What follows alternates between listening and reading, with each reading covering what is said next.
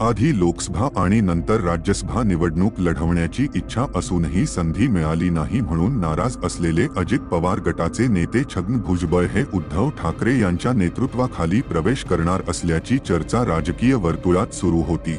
पण त्या आधी व्हिडिओला लाईक करा, बातमी महाराष्ट्राची ह्या आपल्या चॅनेलला सबस्क्राइब करा। या पार्श्वभूमीवर ठाकरे गटाचे खासदार संजय राऊत यांनी महत्त्वाचे वक्तव्य केले आहे। उनके हवाले से क्या खबर आपके पास है? कि मीटिंग हो रही है। देखो, छगन भुजबल जी एक जमाने में शिवसेना में थे, बाद में वो कांग्रेस में चले गए, फिर वो राष्ट्रवादी कांग्रेस एनसीपी में चले गए और अभी वो अजित पवार ग्रुप में शामिल। अब उनका शिवसेना से वो रिश्ता नहीं है। अगर कोई ये अफवाह फैला रहे हैं कि छगन भुजबल जी और शिवसेना के बीच में कोई गुफ्तगू चल रही है, अब गलत है। ऐसी कोई बात छगन भुजबल और शिवसेना में नहीं चल रही है। शिवसेना का सब ठीक ठाक चल रहा है, हम माहौल बिगाड़ना नहीं चाहते। सर, आपने कल बयान दिया कि अगर छगन भुजबल शिवसेना में होते तो एक बार मुख्यमंत्री बन गए। मैं बोला ना, एक जमाने में वो जब शिवसेना में थे तो बहुत बड़े नेता थे, हमारे भी नेता थे। अगर वो पार्टी में बने रहते, किसी एक पार्टी में, चाहे शिवसेना हो चाहे कोई, जरूर मुख्यमंत्री बन जाते, जरूर बन जाते। मात्र भुजबळांचं म्हणणं आहे की मी आता बोला, सोबत आहोत आणि आता प्रश्न तुम्ही विचारा, काय तुमचा प्रश्न आहे? छगन भुजबळ वाटेवरती आहे शिवसेनेच्या, मात्र त्यांचं म्हणणं आहे की मी अजित पवार सोबत नाही, मी राष्ट्रवादी सोबत आहे। बघा, हे कालपासून जोरात अफवा चाललेल्या आहेत की राष्ट्रवादी काँग्रेस अजित पवार गटाचे एक नेते, प्रमुख नेते छगनजी भुजबळ हे शिवसेनेच्या वाटेवर आहेत। आता ही कोणत्या वाटेने एकाची वाट का आम्हाला दिसली नाही कधी। छगन भुजबळ हे एकेकाळी शिवसेनेमध्ये होते, त्याला एक कालखंड लोटला, एक जमाना लोटला। छगन भुजबळ त्यानंतर काँग्रेस पक्षात गेले। छगन भुजबळ त्यानंतर शरद पवार साहेबांबरोबर राष्ट्रवादी काँग्रेस पक्षात बराच काळ राहिले आणि सध्या ते अजित पवारांच्या नेतृत्वाखाली राष्ट्रवादी काँग्रेस पक्षात आहे। असा त्यांचा मोठा प्रवास आहे आणि त्या प्रवासामध्ये शिवसेना आता खूप मागे राहिलेली आहे त्यांच्या प्रवासात, आणि राजकीय प्रवासात शिवसेना खूप पुढे गेलेली आहे महाराष्ट्रामध्ये। आपण जे म्हणताय त्या बातमीत आणि त्या अफवेत कोणतेही तथ्य नाही। छगन भुजबळ यांच्याशी शिवसेनेचा कोणत्याही प्रकारचा राजकीय संवाद नाही, झालेला नाही, होण्याची शक्यता नाही। कारण तरी आता स्वतःचा एक मार्ग निवडलेला आहे, त्यांच्या काही भूमिका आहेत, त्या भूमिकांशी शिवसेनेचा भूमिका मेळ खाणार नाही, हा पहिला प्रश्न। आणि छगन भुजबळ येणार, हा जाणार, तो येणार, अशा प्रकारच्या बातम्या उडवून, पेरून, अफवा पसरवून महाराष्ट्रात गोंधळ उडवायचा राजकीय दृष्ट्या, बाकी याच्या पलीकडे या बातमीला आम्ही काय महत्त्व देत नाही। छगन भुजबळ यांना आमच्याकडून कोणी भेटलेलं नाही। छगन भुजबळ यांना शिवसेनेचा कोणताही नेता भेटलेला नाही, चर्चा झालेली नाही, चर्चा होणार नाही। मनात त्यांच्या खतखत होती कुठेतरी दिल्लीला जावं, मात्र सुमित्रा पवारांना हा त्यांचा पक्षाचा प्रश्न आहे ना। त्यांच्या मनातली खतखत ही त्यांच्या पक्षातली खतखत आहे, त्याच्याशी शिवसेनेचा काय संबंध आहे आमच्या? त्यांनी ती खतखत त्यांच्या पक्षाच्या नेत्यांपुढे, त्यांचे आता नेते अजित पवार आहेत, त्यांचे नेते सुनील तटकरे आहेत पक्षाचे अध्यक्ष, त्यांचे नेते प्रफुल्ल पटेल आहेत, त्यांच्या मनातली खतखत त्यांनी त्यांच्या पक्षाच्या नेत्यांपुढे मांडली पाहिजे। पवारांनी देखील वक्तव्य केली, जे येथील त्यांच्या स्वप्न आहे ते त्यांच्या पुढे जाऊ, नवीन रंगशिंग फुंकणाऱ्या, आज देखील तुम्ही मोठ्या प्रमाणात रंगशिंग फुंकणारा वर्धापन दिन देखील आहे। बघा, माननीय शरद पवार साहेबांची भूमिका असू शकते, शिवसेनेची भूमिका स्पष्ट आहे।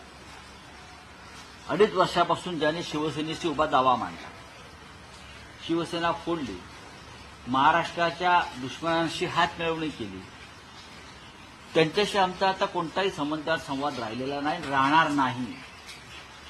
त्यांच्याशिवाय शिवसेना पुढे गेली गेल्या 2.5 वर्षात, त्यांच्याशिवाय हजारो लाखो निष्ठावंत शिवसैनिक यांच्या मदतीनं माननीय उद्धव ठाकरे यांच्या नेतृत्वाखाली आजची शिवसेना तुम्हाला दिसते आहे, जिथे 9 खासदार निवडून आणले आणि आमच्या काही जागा थोड्या मताने पडल्या. हे जरी खरं असलं तरी 9 खासदार आम्ही निवडून आणले.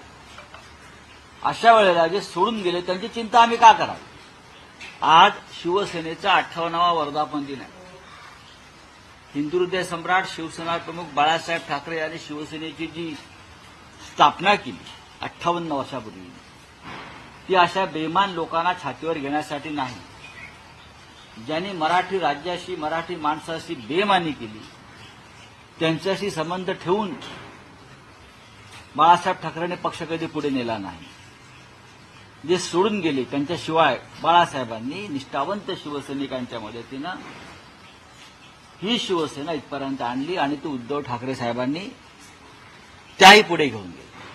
त्याच्यामुळे आता हा आला तो येणार आहे का या प्रश्नांना आमच्याकडे उत्तरं नाहीत. आम्ही त्याच्यावर चर्चा करत नाही. Sir, BJP Maharashtra core committee की मीटिंग हुई, उसमें ये कहा गया कि जो महायुति और महाविकास आघाड़ी दोनों के बीच में जो अंतर है वोट का 0.3%, देवेंद्र फडणवीस ने ब्लूप्रिंट बनाया कि हम किस तरह से आने वाले जो विधानसभा के चुनाव है वो जीते.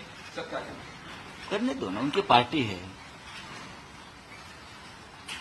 पहले डबल इंजन वाली पार्टी थी, फिर ट्रिपल इंजन वाली बन गई, फिर राज ठाकरे को साथ लिया तो 4 इंजन वाली बन गई, और भी इंजन जोड़ते हैं, 5-6 इंजन वाली उनकी आघाड़ी महायुति है. चलने दो, लेकिन ये सभी इंजन को बंद करके महाविकास आघाड़ी आगे चली गई. अब 0.5%, 1%, 2% का गणित आप करिए. आपके पास बहुत ऑडिटर्स बैठे हैं, आप करते रहिए. किसी भी हालत में महाराष्ट्र की विधानसभा हम जीत लेंगे. आप चाहे आपके महायुति को और कितने भी इंजन लगा दो, कोई फर्क नहीं पड़ता. सर, आज 58 पारदर्शकपेक्षा जास्त जागा आम्ही जिंकणार आहोत. शिवसेनेनंतर आता विधानसभा त्यांनी 300 जागा जिंकाव्यात महायुतीने. त्यांनी बोलत त्यांची आता एक इंजिन, पहिलं तर सिंगल इंजिनवाला होतं सरकार, मग डबल इंजिन झालं. शिंदे का मिंदेगड घेतल्या, मग अजित पवारांना घेतलं ट्रिपल इंजिन झालं, मग मनसेला घेतलं, मग 4 इंजिनवालं त्यांचं महायुती झाली. अजून काही छुपे इंजिन सुद्धा ते लावत असतात. असे 5-6 इंजिनवालं त्यांचं महायुती आहे. त्याच्यामुळे ते किती म्हटले जागा जिंकणार? 200, 250 नको, त्यांनी साधारण 350 जागा जिंकायला पाहिजेत महाराष्ट्रामध्ये. नरेंद्र मोदींचा 400 पारचा जो नारा आहे तो त्यांना पूर्ण करता आला नाही. तो त्यांनी महाराष्ट्रात 400 पार करावा. जरी महाराष्ट्रात साधारण 250-300 जागा असल्या, 145चं बहुमत आहे, 288, त्याच्यामुळे महाराष्ट्रात त्यांनी 400 पार, देवेंद्र फडणवीस आणि त्यांच्या 5 इंजिनवाला जे युती आहे त्यांनी महाराष्ट्रात 400 पारचा नारा द्यावा. काही हरकत नाही, लोकशाही आहे. विधानसभेच्या अगोदर आता मुख्यमंत्र्यांनी अनुदान देणार आहे. जे दिंडी काढणारे वारकरी त्यांना 20,000चं अनुदान देणार आहे. त्यामुळे कुठेतरी बघताना अशा प्रकारचा बघा, या सरकारला माणसं विकत घेण्याचा छंद जडलेला आहे, व्यसन आहे.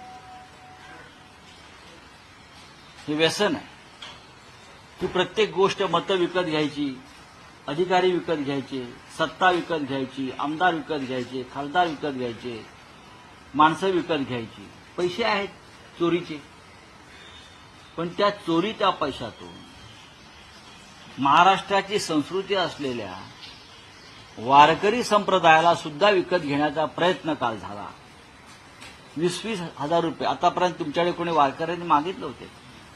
एक परंपरा, संस्कृती, हजारो वर्षाची संस्कृती. तुमच्याकडे मागितले कोणी पैसे? हे कशा करता? तुमच्यावर टीका झाली, त्या वक्फ बोर्डाला 10 कोटी रुपये दिले, त्याच्यामुळे तुम्ही वारकऱ्यांना हा खुश करण्याचा प्रयत्न करता. पण वारकऱ्याने तुमचं अनुदान आणि तुमची ही बिदागी झिडकारून लावली, त्याबद्दल त्यांच्या स्वाभिमानाचं कौतुक करावं तेवढं थोडं. कालच्या निवडणुकीमध्ये सुद्धा अशा प्रकारचे प्रचंड पैसे वाटप झाले. अनेक धार्मिक मंडळांना पैसे दिले, क्रीडा मंडळं असतील, गणेश मंडळं असतील, त्यांना पैसे देऊन मतांची हेराफेरी करण्याचा प्रयत्न केला. तोच प्रयोग शिंदे सरकारनं वारकऱ्यांवर केला. पण वारकरी अशा कोणत्याही मोहापासून कायम लांब राहिले. ज्ञानेश्वर माऊली असतील, तुकोबा माऊली असतील, यांना अशा प्रकारच्या मोहमायेपासून कायम दूर राहण्याची जी आत्मिक शक्ती मिळालेली आहे त्यांनाच वारकरी म्हणतात. बावनकुळेने असं विधान केलं आहे, महाविकास आघाडीमध्ये 5 ते 6 मुख्यमंत्री झाले आहेत. आमचे मुख्यमंत्री एकनाथ शिंदे असेल, महायुतीमध्ये यातली कोणतीही चर्चा झाली नाही. देवेंद्र फडणवीस हे आमचे भाजपचे नेते आहेत. मुख्यमंत्री नसून ते आमचे नेते आहेत त्यांचं म्हणणं आहे. तो त्यांचा प्रश्न आहे ना, त्यांनी कोणाला नेतं मानायचं. त्या नेत्याचा लोकसभेत जाऊन पराभव महाविकास आघाडीने केलाय आणि स्वतः बावनकुळे ज्या मतदारसंघात आमदार राहिले आहेत त्या मतदारसंघामध्ये महाविकास आघाडीचे उमेदवार साधारण 25,000 मतांनी पुढे. बावनकुळ्याने जरा ऑडिट करावं त्यांच्या मतदारसंघाचं. बीजेपी नीतीश कुमार के बाद नायडू भी नाराज चल रहे कि बीजेपी स्पीकर पद छोड़ने को तैयार नहीं है.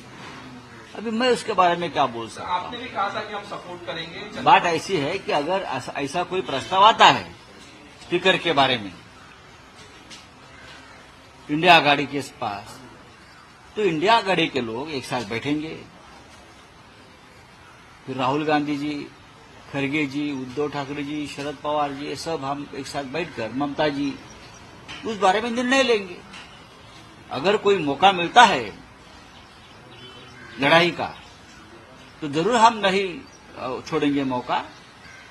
अगर तेलुगु देशम का कोई अलग मार्ग इस बारे में आता है सामने तो इंडिया आघाड़ी में उसके ऊपर चर्चा होगी. और हमें पूरा विश्वास है, जैसे राहुल गांधी जी ने कहा है कि हम चुप बैठे नहीं हैं. जब भी हमें मौका मिले सरकार को गिरा देंगे. खडसेंना आता भाजपकडनं मोठी जबाबदारी देण्यात येणार आहे. खडसेंना गेले 2 दिवस दिलेलीच आहे. त्यामुळे तर चांगली गोष्ट आहे. अजूनही ते राष्ट्रवादी काँग्रेस पक्षाचे आमदार आहेत टेक्निकली, तांत्रिकदृष्ट्या. आणि राष्ट्रवादी काँग्रेस पक्षाच्या नेत्याला जर भारतीय जनता पक्ष जबाबदारी देणार असेल काही, तर स्वागत आहे. कुठेतरी डावळलं जाते की काय? चला, थँक्यू.